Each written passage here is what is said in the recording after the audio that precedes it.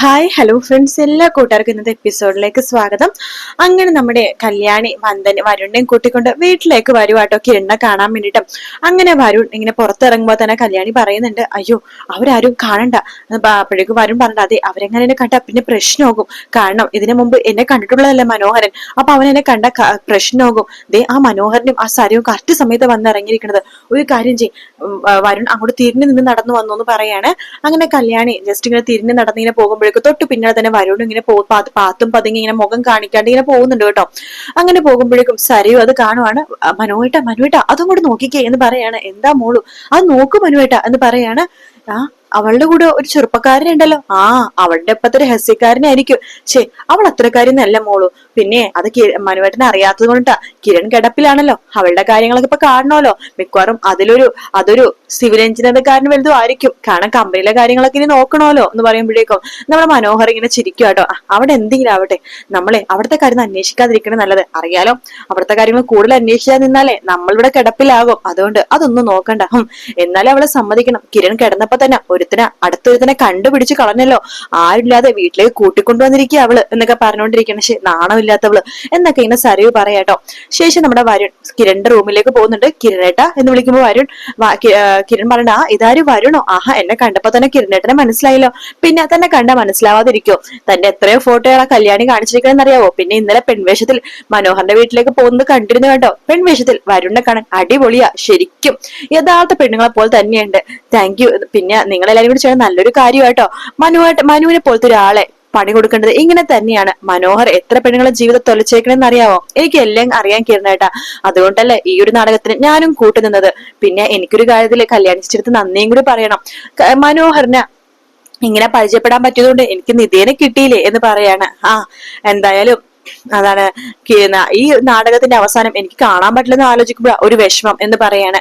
കല്യാണി പറഞ്ഞിട്ട്, എന്റെ കിരണിന് അന്ന് ഓഡിറ്റോറിയത്തിൽ നടക്കുന്ന സംഭവങ്ങളെല്ലാം തന്നെ ഞാൻ വീഡിയോ ആയിട്ട് അയച്ചിരാന്ന് പറഞ്ഞില്ലേ. പിന്നെ അവിടെ നടക്കുന്ന സംഭവങ്ങൾ അപ്പൊ വിളിച്ചും പറയാം. എന്നാലും അത് നേരിട്ട് കണ്ട പോലെ ആവില്ലല്ലോ കല്യാണി. കിരട്ടൻ കുറച്ചു നാളുകൂടി ഇങ്ങനെ തന്നെ ഇരിക്കുന്നേ എന്ന് പറയാണ്. അവിടെ നടക്കുന്ന സംഭവങ്ങളൊക്കെ ഞാനെല്ലാം പറഞ്ഞു തരാം. പിന്നെ വരുണിന്റെയും നിധിയുടെയും കല്യാണം അത് കഴിയുമ്പോഴേക്കും അതിന്റെ വീഡിയോസും അയച്ചു തരാം. ഇങ്ങനെ വീഡിയോ കാണാൻ എനിക്ക് യോഗമുള്ളൂ. അത് നല്ലതിന് വേണ്ടിയില്ലേ കിരണേട്ട കല്യാണിച്ചിട്ട് പറയണത്. കിരണേട്ടനെ കുറിച്ചുള്ള പേടി കൊണ്ടിട്ടല്ലേ. എന്ത് ചെയ്യാനാ, ഇനിയിപ്പോ ഇങ്ങനെ തന്നെ ഇരിക്കുക. വരുൺ ആദ്യമായിട്ട് വന്നതല്ലേ, ഞാൻ കഴിക്കാനൊക്കെ എന്തെങ്കിലുമൊക്കെ എടുക്കാം. ആദ്യം ഒരു ചായ ആവാം എന്ന് പറഞ്ഞിട്ട് ചായ എടുക്കാൻ വേണ്ടി കല്യാണിക്ക് അടുക്കളയിലേക്ക് പോവാട്ടോ. കല്യാണി പോയി കഴിയുമ്പോഴേക്കും നമ്മുടെ വരുൺ പറയണ്ടേ, കിരണേട്ടൻ ഒരു ഭാഗ്യം ചെയ്തവനാട്ടോ. അല്ലാന്നുണ്ടെങ്കിൽ കല്യാണിച്ചിനെ പോലെ ഇത്രയും സ്നേഹമുള്ളതും ഇത്രയും കൂടെ നിന്ന് സപ്പോർട്ട് ചെയ്യണ ഒരു ഭാര്യനെ കിട്ടാൻ ഭാഗ്യം ചെയ്യണം എന്ന് പറയാണ്. അത് വരുൺ പറഞ്ഞ ശരിയാണ്. പക്ഷെ നിധേ നല്ലൊരു പെൺകുട്ടി തന്നെയാണ്. നോക്ക്, നിധേനെ കല്യാണം കഴിച്ചു കഴിഞ്ഞാൽ വരുൺ ഇതുപോലെ തന്നെ പറയും വരുൺ ഒരു ഭാഗ്യവാനാണെന്ന്. അപ്പോഴേക്കും വരുൺ ഇങ്ങനെ ചിരിക്കും കേട്ടോ. അതിനുശേഷമാണെന്നുണ്ടെങ്കിൽ നമ്മുടെ വിക്രത്തിനും അതുപോലെ തന്നെ ഗംഗരെയാണ് കാണിക്കുന്നത്. അവരൊരു കടയിൽ ഇങ്ങനെ പെട്ടിക്കടയിൽ ഇങ്ങനെ നിൽക്കുവാണ്. ഗംഗ പറയുന്നുണ്ട്, അതെ നമ്മുടെ രാഹുലങ്ങളെ കിടത്തിയതേ വേറെ ആരുമല്ല, ചന്ദ്രസേനന്റെ ആൾക്കാരാണെന്ന് അറിയാൻ കഴിഞ്ഞത് ആയിരിക്കും. അയാൾ തന്നെയായിരിക്കും. ഞാൻ പറഞ്ഞിട്ടില്ല അയാളെ കുറിച്ചിട്ട്. അയാളുടെ മോനെ തൊട്ട് കഴിഞ്ഞാലേ അയാള് നമ്മളെയൊക്കെ വകവെക്കും. അങ്ങനെയാ. ഇനിയിപ്പൊ എന്നെ എന്റെ അച്ഛനെ കാണാൻ ഇരിക്കുക അയാള്, ഞങ്ങളെയും കൂടി അതേപോലെ കിടത്താനായിട്ട്. സാറിയുടെ വിക്രമേ, രാഹുൽ അങ്കിളുടെ കിടപ്പെ കണ്ടാ സഹിക്കില്ല. അങ്കിളിന് ഈ കൊടുത്ത പണിക്ക് തിരിച്ചൊരു മറുപടി കൊടുത്താലോ? ഒരു കാര്യം ചെയ്യാം, ആ ചന്ദ്രസേന അയാൾ നല്ല പ്രായമുള്ള മനുഷ്യനല്ലേ, ഇത്രയൊക്കെ ജീവിച്ചത് മതി. അയാളെ കയ്യും കാലും തല്ലി ഒടിച്ചിട്ടേ ഇപ്പൊ രാഹുലങ്ങൾ കിടക്കണ എങ്ങനെയാണോ അതിനേക്കാൾ അപ്പുറമായിട്ട് കിടത്ത നമുക്ക്. എന്താ അതുപോലെ? അത് നല്ലൊരു കാര്യമാണ്. കാരണം ചന്ദ്രസേനാണ് ഇതിന്റെയൊക്കെ ആണി. അയാൾ ഉണ്ടെന്നുണ്ടെങ്കിൽ എല്ലാരും തുള്ളൂളൂ. അയാൾ കിടപ്പിലായാലേ എല്ലാരും കിടക്കും. പിന്നെ ഇതിന്റെയൊക്കെ മുഖ്യമായിട്ടുള്ള കാരണം കാർത്തികയാണല്ലോ. കാർത്തികയും അവളുടെ അമ്മ ജീവിതത്തിൽ വന്നതോടുകൂടി തന്നെയാണ് കല്യാണിന്റെ ജീവിതം തകർന്നേന്നും എല്ലാവരും പറയും. കല്യാണിയും പതുക്കെ കാർത്തികിനെ വെറുക്കും. കാരണം അവളുടെ ഭർത്താവിനെ കിടപ്പിലാക്കി, ഇപ്പൊ അമ്മായച്ചനെ കിടപ്പിലാക്കി, അങ്ങനെ ഓരോരുത്തരെ കിടപ്പിലാക്കുമ്പോഴേക്കും അവളും കാർത്തികിനെ വെറുക്കും. അങ്ങനെ എല്ലാവരും വെറുക്കണോട് അവളെ. അതന്നെയാ എന്റെ ഉദ്ദേശം. അപ്പൊ അടുത്തത് ചന്ദ്രസേനൻ.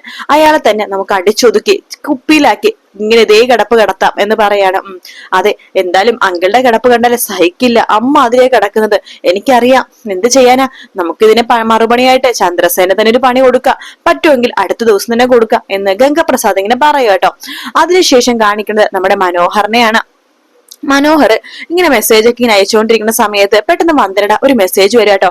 അതിൽ വന്ദന മെസ്സേജ് അയച്ചിരിക്കുകയാണ്, എനിക്കിപ്പോ ഒന്ന് കാണണമായിരുന്നു എന്ന് പറഞ്ഞ് മെസ്സേജ് അയച്ചിരിക്കുകയാണ്. മനോഹർ മനസ്സിലാക്കണേ ഇപ്പോഴോ എന്ന് പറഞ്ഞിട്ട് വേഗം തന്നെ വന്ദനയുടെ ഫോൺ വിളിക്കുക കേട്ടോ. ആ സമയത്ത് വന്ദന ഫോൺ എടുക്കുന്നുണ്ട്. മനോഹർ മനോഹർ പറയുന്നുണ്ട്, മോൾക്ക് ഇപ്പൊ തന്നെ കാണണോ? ആ ശരി, എന്നാ ഞാൻ വരാവേ. പക്ഷെ മോളൊരു കാര്യം ചെയ്യാവോ? മോളുടെ ഫോണിൽ നിന്ന് ഒരു മെസ്സേജ് അയക്കാവോ? എന്താണ്, ഒരു മീറ്റിംഗ് ഉണ്ട്, അർജന്റ് മീറ്റിംഗ് ഉണ്ട്, പെട്ടെന്ന് എത്താൻ പറ, 10 മണിക്ക് എത്തണമെന്ന് പറഞ്ഞിട്ട് ഒരു മെസ്സേജ് അയക്കാവോ? പിന്നെ മോളുടെ പേര് ആരും കണ്ടാലേ എന്റെ ഉറപ്പെണ്ണങ്ങളുടെ ഒക്കെ എടുക്കണ്ടെന്ന് വെച്ചിട്ട് ഞാൻ മോളുടെ പേര് സേവ് ചെയ്തിരിക്കുന്നത് വരുൺ എന്ന് പറഞ്ഞിട്ട്, എങ്ങനെയുണ്ട് പേര് എന്ന് മനോഹർ ചോദിക്കുമ്പോ വരുൺ മനസ്സിൽ വിചാരിക്കണം, ഈശ്വര ഇവന്റെ എന്റെ ഒറിജിനൽ പേര് തന്നെയാണല്ലോ സേവ് ചെയ്ത് വെച്ചേക്കുന്നത് മനസ്സിൽ ഇങ്ങനെ വിചാരിക്കാട്ടോ. അപ്പൊ മോളുടെ മെസ്സേജ് അയക്കും, 10 മണിക്ക് മീറ്റിംഗ് ഉണ്ടെന്നേ, ഞാൻ മോളെ കാണാൻ വേണ്ടി വരാം എന്ന് പറഞ്ഞിട്ട് നമ്മുടെ മനോഹർ ഫോൺ കട്ട് ചെയ്യാണ്. ശേഷം നമ്മുടെ ഷാരി അതെല്ലാം കേട്ട് അവിടെ നിൽക്കുന്നുണ്ട് കേട്ടോ. സമയത്ത് ഷാരിയോട് ചോദിക്കുന്നുണ്ട്, നിങ്ങളെല്ലാം കേട്ട് നിൽക്കായിരുന്നോ? കേട്ടല്ലോ പറഞ്ഞത്. ഞാനേ ഒരു മീറ്റിങ്ങിന് പോകാൻ പോകണം 10 മണിക്ക്, എന്റെ പെണ്ണായിട്ട് ഒന്ന് കറങ്ങാൻ പോവാ. നീ എവിടെ അയച്ചാ പോയിക്കോടാ. എടാ എനിക്ക് നിന്റെ ഒരു കാര്യം ചോദിക്കാനുണ്ട്. എന്താ? നീ എന്റെ മോളുടെ സ്വർണ്ണാഭരണോ പണമോ എന്തെങ്കിലുമൊക്കെ എടുത്തിട്ടുണ്ടായിരുന്നോ? അത് നിങ്ങളുടെ മോളോട് തന്നെ ചോദിക്കാൻ പാടില്ലേ? എന്റെ മോളോട് ചോദിച്ചില്ലേ, അവള് സത്യങ്ങളൊന്നും പറയില്ല. നീ പറഞ്ഞിട്ടുണ്ടല്ലോ സത്യങ്ങളൊന്നും പറയേണ്ടത്. എന്നതല്ലേ, നിങ്ങളുടെ മോളുടെ സ്വർണവും പണവും ആവശ്യം എനിക്കില്ല. നിങ്ങൾക്കറിയാ, കണ്ടതാണല്ലോ എന്റെ വന്ദനന്, അവളെ കോടീശ്വരി. പിന്നെ എന്നെ നക്കാപ്പിച്ചയ്ക്ക് വേണ്ടി നടക്കാൻ പോണത്. പിന്നെ നിനക്ക് എവിടെ നടി പണമൊക്കെ കിട്ടിയതേ? അതെ, നിങ്ങൾ അതൊന്നും അറിയാൻ നിൽക്കണ്ട. നോക്ക്, നിങ്ങളുടെ മോളുടെ ജീവിതത്തിൽ ഞാൻ പോകാന്ന് പറഞ്ഞല്ലോ, ഈ കല്യാണത്തോടു കൂടി തന്നെ ഞാൻ പോകും. പക്ഷെ നിങ്ങൾ എനിക്കതെന്ന് ഉറപ്പ് പാലിക്കണം. കല്യാണത്തിൽ നിങ്ങൾ എന്റെ ആന്റി ആയിട്ട് മുമ്പിൽ നിൽക്കണം. പിന്നെ ഞാൻ പറയുമ്പോഴൊക്കെ എന്റെ ആന്റി ആയിട്ട് അഭിനയിക്കേണ്ടി വരും. അതൊക്കെ ഞാൻ ചെയ്തോളാം. നീ എന്റെ മോളുടെ ജീവിതത്തിൽ നിന്ന് പോയി തന്നാ മതി എന്ന് പറയാണ് നമ്മുടെ ഷാരി. വേണമെന്നുണ്ടെങ്കിലേ ഞാൻ എന്റെ ഭർത്താവ് രാഹുൽ കിടക്കല്ലേ, അയാളെ വീൽ ചെയറിലും കൊണ്ടുവരാം. വേണമെന്നുണ്ടെങ്കിൽ അങ്ങനെയൊക്കെ വേണമെങ്കിൽ കൊണ്ടുവന്നാൽ കൊള്ളാം. അങ്ങനെയാണെങ്കിൽ ഈ കല്യാണം കഴിയുന്നതോടെ തന്നെ ഞാൻ നിങ്ങളുടെ മകളെ ഉപേക്ഷിച്ചുകൊണ്ട് പോകും. എന്തായാലും നീ ഒന്ന് ഉപേക്ഷിച്ച് പോയാ മതി. ഞാനേ ഇപ്പൊ വന്ദനെ കാണാൻ വേണ്ടി പോകുവാണേ. ചിലപ്പോഴേ സരി എന്റെ കൂടെ വരണോന്ന് പറയും. അപ്പോഴേ നിങ്ങൾക്കൊരു നെഞ്ചുവേദനയോ കാലുവേദനയോ നടുവേദനയോ എന്തെങ്കിലും പറഞ്ഞ് അവളെ പിടിച്ചു നിർത്തണം. എടാ ഞാൻ പറഞ്ഞാൽ എന്റെ മോള് കേക്കില്ലടാ. അതന്നെയാ നിങ്ങളുടെ കുഴപ്പം. നിങ്ങളുടെ മോളെ നിലക്ക് നിർത്താൻ നിങ്ങൾക്ക് സാധിക്കില്ല. അതെ, നിങ്ങൾ എന്തെങ്കിലും പറഞ്ഞിട്ടാണെങ്കിൽ കുഴപ്പമില്ല, സരിയു വരാണെങ്കിൽ നിങ്ങൾ അവിടെ പിടിച്ചു നിർത്തിയേ പറ്റൂ എന്ന് പറഞ്ഞിട്ട് നമ്മുടെ മനോഹർ വേഗം തന്നെ സരിയുടെ അടുത്തേക്ക് പോവാട്ടോ. മോളു എന്ന് പറഞ്ഞിട്ട് പോവുകയാണ്. മനുവേട്ടനോ? ഈ മെസ്സേജ് കണ്ടില്ലേ മോളു? സരിയു മെസ്സേജ് വായിക്കുകയാണ്, 10 മണിക്കൊരു മീറ്റിംഗ് ഉണ്ട് വരണോന്ന്. നാളെ 10 മണിക്കല്ലേ? എന്റെ മോളു ഇന്ന് രാത്രി 10 മണിക്ക്. ഇപ്പോഴോ? അതേ മോളു, പെട്ടെന്നൊരു കൊറിയയിലെ മാനേജർ വന്നായിരുന്നു. പെട്ടെന്ന് ഒരു മീറ്റിംഗ്, അദ്ദേഹത്തിന് നാളെ രാവിലെ 10 മണിക്കത്തെ ഫ്ലൈറ്റിൽ പോവേണ്ടതാണ്. അതുകൊണ്ടൊരു മീറ്റിംഗ് വെച്ചിരിക്കുക, പോവാതിരിക്കാനും പറ്റില്ല മോളു. അതെയോ? എന്നാ മനുവായിട്ട് പോയിക്കോ, നല്ലൊരു കാര്യത്തിനല്ലേ. പിന്നെ ബിസിനസ്സും കാര്യങ്ങളൊക്കെ ഇപ്പൊ കൂടിക്കൂടി വരുന്ന സമയമല്ലേ. അതുകൊണ്ട് ഞാനായിട്ട് മനുവേട്ടന്റെ ബിസിനസ് ഒന്നും കളയുന്നില്ല. മനുവേട്ടനെ അധ്വാനിക്കുന്നത് എനിക്കും എന്റെ മോൾക്കും വീട്ടു കൂടിയിട്ടല്ലേ, അത് ഞാൻ മനസ്സിലാക്കണമല്ലോ. മനുവേട്ടൻ ഇന്ന് രാത്രി വരുമോ എന്ന് ചോദിക്കുമ്പോഴേക്കും പറയാൻ പറ്റില്ല മോളു. മോള് ഉറക്കം കളയണ്ട, മോള് കിടന്നുറങ്ങിക്കോട്ടോ. അഥവാ ഞാൻ വരാൻ താമസിക്കുന്നുണ്ടെങ്കിൽ ഹോട്ടലിൽ തന്നെ ഞാൻ ഇങ്ങനെ സ്റ്റേ ചെയ്തോളാം. ശരി മനുവേട്ടോ, ഓക്കെ മോള് പോയിട്ട് വരാവേ എന്ന് പറഞ്ഞിട്ട് മനോഹർ അവിടെ നിന്ന് മുങ്ങുവാട്ടോ. ശേഷം വന്ദനെ കൂട്ടിക്കൊണ്ട് പുറത്തേക്കൊക്കെ ഒന്ന് കറങ്ങി നടക്കാണ് മനോഹർ. അതേസമയം കിരൺ കല്യാണിടുത്ത് പറയണ്ടേ, കല്യാണി ഇവിടെ ഇരുന്നിരുന്ന് മടുത്തു, നമുക്കൊന്ന് പുറത്തു പോയാലോ? ഇപ്പോഴോ? ഈ സമയത്തോ? അതേ കല്യാണി, അതെ ഇപ്പൊ പോയിക്കണേ ശരിയാവില്ല കിരണേട്ടാ. അത് കുഴപ്പമില്ല, നീ ഒരു ടാക്സി വിളിക്കുക, നമുക്ക് ടാക്സിയിൽ പോകാം, ആരും കാണത്തൊന്നും ഇല്ലെന്നേ. പ്ലീസ് കല്യാണി, നമുക്കൊന്ന് പോയിട്ട് വരാം. അതെ കിരണേട്ടാ, ഇപ്പൊ പോയിക്കണേ അറിയാലോ വിക്രത്തിന്റെ സ്വഭാവം. അവനും അവന്റെ ഫ്രണ്ട്സുകളൊക്കെ കൊള്ളയടിക്കാൻ വേണ്ടി ഇറങ്ങുന്ന സമയം നമ്മളെ കണ്ടു കഴിഞ്ഞാൽ പിന്നെ തീർന്നു. അങ്ങനൊന്നും കാണില്ല, ഞാൻ ക്ലാസ് പൊക്കി വെക്കില്ല, കുറച്ചേ പൊക്കി വെക്കുള്ളൂ, മതിയില്ലേ? എന്ത് ചെയ്യാനാ, കിരേട്ടൻ പറഞ്ഞു പോയില്ലേ, സാധിച്ചരാ. താങ്ക് യു കല്യാണി, നീ ഡ്രസ്സ് മാറുന്നില്ലേ? രാത്രിയല്ലേ, ആര് കാണാനാ, ഇതന്നെ മതി എന്ന് പറഞ്ഞിട്ട് അവരും രാത്രി പുറത്തേക്ക് ഇറങ്ങാട്ടോ. അങ്ങനെ ഒരു തട്ടുകടയിൽ കയറി നമ്മുടെ കിരണും കല്യാണിയും ദോശയും അതുപോലെ തന്നെ നമ്മുടെ ചായയൊക്കെ ഇങ്ങനെ കുടിച്ചിരിക്കുന്ന സമയത്താണ് അവിടേക്ക് മനോഹറും അതുപോലെ തന്നെ നമ്മുടെ വന്ദനയും കൂടി വരുന്നത്. വന്ദന പെട്ടെന്ന് ഇവരെ കാണുന്നുണ്ട് കേട്ടോ, കിരണിനെയും കല്യാണിനെ. അപ്പൊ തന്നെ വന്ദന പെട്ടെന്ന് മനോഹറിന്റെ കണ്ണ് പൊത്തുവാണ്. എന്താ മോള്, എന്താ എന്ന് മനോഹർ ചോദിക്കുമ്പോ കണ്ണിങ്ങനെ മുറുക്കി പിടിക്കാട്ടോ വന്ദന. ആ സമയത്ത് നമ്മുടെ കിരണിനെയും കണ്ണിങ്ങനെ സൂക്ഷിച്ചു നോക്കാണ് വരുണുണ്ട്. മാറി നിൽക്കുന്ന കൈ വെച്ച് ഇങ്ങനെ കാണിക്കുന്നുണ്ട്. കിരൺ പെട്ടെന്ന് അയ്യോ ദേ വരുണല്ലേ അത്, അയ്യോ മനോഹർ കൂടിയുണ്ട്, ഞാനൊരു കാര്യം ചെയ്യാം, കാറിൽ കയറിയിരുന്നിട്ട് ഗ്ലാസ് പതുക്കെ കയറ്റി വെക്കാം എന്ന് പറയണം. അങ്ങനെ നമ്മുടെ കിരൺ വേഗം കാറിന്റെ ഉള്ളിൽ കയറിയിട്ട് അവിടെ ഒളിഞ്ഞു നിൽക്കുവാട്ടോ. ആ സമയത്ത് നമ്മുടെ വന്ദന കൈ ഇങ്ങനെ മാറ്റുന്നുണ്ട്. അപ്പൊ മനോഹർ ചോദിക്കണ്ടേ, എന്താ മോളു, എന്തിനാ എന്റെ കണ്ണ് പൊത്തിയത് എന്ന് പറയുമ്പോ വന്ദന ഇങ്ങനെ ചൂണ്ടിക്കാണിക്കാണ്.